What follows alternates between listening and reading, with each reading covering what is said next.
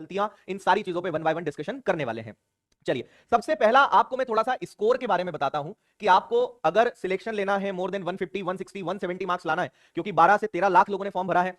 अगर सारी वैकेंसीज मिला लें तो लगभग 9000 वैकेंसीज हैं और इसमें 12-13 लाख लोग फाइट कर रहे हैं। कट ऑफ अच्छा जाएगा। एग्जाम के पैटर्न में बदलाव होने की संभावना 100% रहेगी, क्योंकि पहले पटवारी का एग्जाम अलग होता था, अब ग्रुप 2 सब ग्रुप 4 का पार्ट है।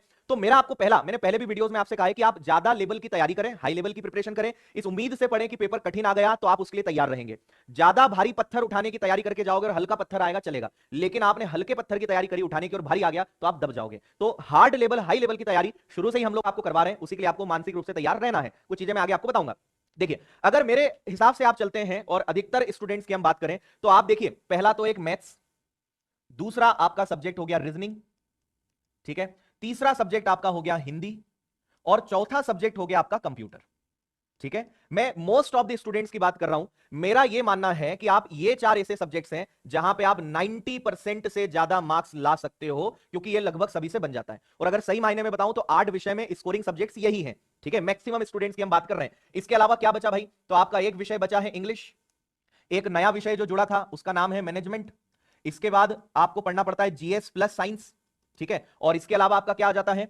इसके अलावा आपका करंट अफेयर्स भी इसी का पार्ट हो जाएगा, है ना, करंट अफेयर्स भी इसी का पार्ट हो जाएगा।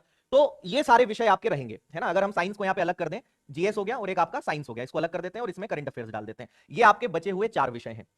पिछले साल से या उसके पहले का भी ट्रैक रिकॉर्ड देखें अगर व्यापम के एग्जाम्स का, तो मेरा अनुभव यह है, और आपने भी अनुभव ले लिया है, अभी आपका एग्जाम्स का, आपका कांस्टेबल का भी एग्जाम हुआ, आपने देखा जीएस साइंस कहीं से भी उठा के दे रहे हैं और किसी भी लेवल का कुछ भी पूछ रहे हैं और पैटर्न भी रोज बदल रहा है। तो एक चीज के लिए आप समझ लीजिए कि ये वो विषय है, इंग्लिश तो अधिकतर लोगों की दुखती नस है, मैनेजमेंट नया विषय है। मैं वैसे देख रहा हूं कि कई सारे लोगों ने मैनेजमेंट बहुत अच्छे से कवर कर लिया है और कई लोगों के लिए मैनेजमेंट भी एक स्कोरिंग सब्जेक्ट की लिस्ट में होगा। मैंने जैसा कहा कि मैक्सिमम लोगों के हिसाब से मैं बात कर रहा हूं, कई लोग का डिपेंड करता है, किसी का कुछ अच्छा, किसी का कुछ अच्छा नहीं, बट ओवरऑल अगर बात करें, ये 4 विषय ऐसे हैं जहां पे अक्सर लोगों को दिक्कत आ सकती है, या अधिकतर, क्योंकि एक तो इनकी सीमा नहीं है भाई, साइंस है, जीएस है, history, geography, polity, current affair, कुछ भी पूछा जा सकता है। तो ये तो डिपेंड करेगा पेपर को देख करके आपसे क्वेश्चंस बन रहे हैं या नहीं बन रहे, लेकिन ये जो क्वेश्चंस हैं यहां पे आप पक्का ये समझ लीजिए कि इनमें आप 90% नंबर तो ला सकते हो। अगर 200 नंबर की परीक्षा है तो आप समझ लीजिए कि 90 से 95 नंबर आप इन विषयों की सहायता से आराम से ला सकते हो, अगर आप पिछले 1, 2, 3 महीने से भी बहुत सीरियसली पढ़ रहे हैं तो, और आ जाएंगे, उसकी आपको चिंता नहीं करनी है। लेकिन इनका ध्यान रखना है। अब भाई ये नंबर तो ले आओगे, इनको आपको थोड़ा विशेष ध्यान देना है। यहां पे ना आप 90% लाए, लेकिन अगर आपने यहां पे 70-80% नंबर भी ले आए तो आपके सिलेक्शन के बहुत हद तक चांसेस हैं, क्योंकि फाइट इनमें ही रहेगी। तो यहां पे आप 100% ले आए, बहुत अच्छी बात है, 90% ले आए, लेकिन अगर आप मेरा सजेशन लेते हैं कि सर स्कोरिंग विषय किसको कहेंगे, तो ये विषय आपके स्कोरिंग रहेंगे। आपका हाईएस्ट जो मार्क्स खींचेगा वो यही खींचेगा, और इनकी प्रैक्टिस पर भी आपको विशेष ध्यान देना है। तो ये तो एक आपका बहुत सारे लोगों का क्वेश्चन था कि स्कोरिंग सब्जेक्ट कौन से होते हैं, वो आपको यहां पे बात समझ में आई। ठीक है, अब इसके आगे मैं बहुत सारी चीजों का जवाब दूंगा, हो सकता है कि आपके अभी इससे जुड़े हुए कुछ प्रश्न हो। मेरा बस एक ही निवेदन है, पूरा वीडियो एंड तक आप देख लेना, आपके हर क्वेश्चन का आंसर मैं दे दूंगा। एक भी क्वेश्चन ऐसा नहीं बचेगा जो आप बोलोगे सर इसके बारे में आप बताना भूल गए। हर छोटी चीज मैंने कवर करी है, बस पूरा सुनते जाना आप ध्यान से। आखिर में आप बोलोगे और कमेंट करके मुझे जरूर बताना कि क्या आपको इस वीडियो ने हेल्प करी, कैसा लगा, क्योंकि बहुत मेहनत करी है, बहुत रिसर्च स्टडी के बाद ये वीडियो में बना रहा हूं। चलिए, अब ये जो आपके लास्ट 10 डेज है, अब एक काम करते हैं, हम इसको अंतिम 10 दिन नाम दे देते हैं कि भैया हमारे पास अब बचे हैं लास्ट 10 डेज, अंतिम 10 दिन। आपको याद हो तो मैंने पहले एक बार आपको एलआरपी का नियम बताया था, learn then revision then practice. इन अंतिम 10 दिनों में सबसे ज्यादा जो महत्व है, जो शास्त्रों में बताया गया है, वो है प्रैक्टिस का। जितने ज्यादा ऑब्जेक्टिव्स, जितने ज्यादा टेस्ट पेपर्स लगाओगे, उतना आप सीखोगे। क्या गलतियां होने वाली मैं आपको बता रहा हूं। सबसे पहली चीज याद रखिए, मेरा सजेशन है कि आपको 2 टेस्ट पर डे लगाना शुरू कर देना चाहिए। कई लोगों ने कर दिया है, नहीं करा है तो करना शुरू कर दो। 2 टेस्ट पर डे, 2 टेस्ट हर दिन आपको लगाना है, इस बात का विशेष रूप से आप ध्यान रख लेना। अब आप बोलोगे सर 2 टेस्ट मतलब एक टेस्ट ही 3 घंटे का होता है। अगर एक टेस्ट 3 घंटे का हो गया तो 2 टेस्ट हो गए 6 घंटे के, फिर उसका एनालिसिस भी करना है, तो 8 घंटे तो इसी में चल जाएंगे। तो बिल्कुल जाएंगे, दिखती बात है। अगर आप 10 से 15 घंटे पढ़ने वाले स्टूडेंट हैं तो कोई दिक्कत नहीं है, लेकिन सब लोग ऐसे नहीं भी हो सकते, कुछ ऐसे भी लोग होंगे जिनके पास इतना समय नहीं होगा। तो मेरा आपको सजेशन है कि अगर आप 2 टेस्ट नहीं लगा सकते तो आप एक टेस्ट लगाइए, लेकिन एक से कम में काम नहीं चलेगा। आपकी चाहे स्थिति जो हो, आप कहोगे सर मेरा तो अभी सिलेबस बचा है, मुझे तो अभी और पढ़ना है, कोई दिक्कत नहीं है। एक टेस्ट तो गिरी से गिरी हालत में आपको लगाना ही पड़ेगा डेली। और आने वाले 10 दिन की मैं बात कर रहा हूं, एज्यूमिंग दैट कि आपका exam first day first shift में हो। एडमिट कार्ड्स और उसके बाद की रणनीति फिर अलग होगी, उसका मैं अलग से वीडियो बनाऊंगा। लेकिन फिलहाल इस स्थिति में क्या करें, एक टेस्ट डेली आपको लगाना है। अब इसमें 2 चीजें हैं। सबसे पहली चीज कि आप टेस्ट का एनालिसिस बहुत प्यार से और बहुत अच्छे से करें। एनालिसिस के बारे में पहले कई बार लेक्चर दे चुका हूं।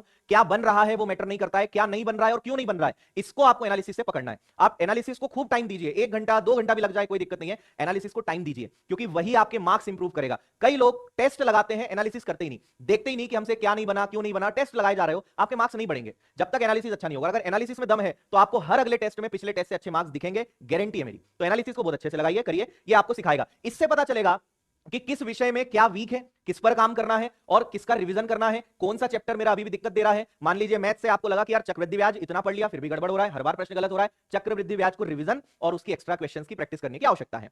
तो टेस्ट के एनालिसिस से पता चलेगा कि दिक्कत कहां है, कौन से टायर में हवा कम है, ये एनालिसिस से पता चलेगा और ये बहुत जरूरी है। और दूसरी आपको सबसे खास बात बता रहा हूं, ये जो टेस्ट होते हैं ये आपको एक बहुत काम की चीज सिखाते हैं जिसको बोलते हैं टाइम मैनेजमेंट।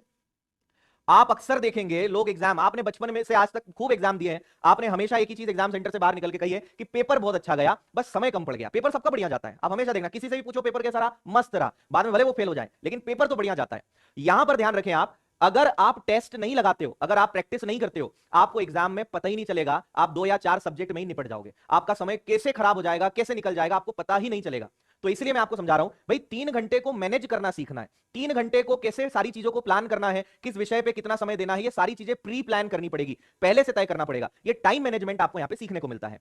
ठीक है, हर दिन जब भी आप टेस्ट लगाते हो, ये मानकर टेस्ट लगाओ कि आप एग्जाम दे रहे हो, पूरा 3 घंटे ईमानदारी से बैठो। उस समय आपका मोबाइल बंद रहना चाहिए, कोई कॉल अटेंड नहीं करना है, कोई बीच में खाते पीते देख रहे हैं लोग टेस्ट ले रहे हैं, कई लोग तो नींद लेकर टेस्ट, नींद ले लेते हैं फिर टेस्ट कंटिन्यू कर लेते हैं और कई प्रकार की ऐसी चीजें करते हैं। सो ऑलवेज रिमेंबर कि आप ये माने कि आप एग्जाम हॉल में बैठे हो, 3 घंटे अगर एग्जाम में होते तो क्या आप घूमते फिरते, क्या आप बात कर लेते व्हाट्सएप पर, नहीं करते।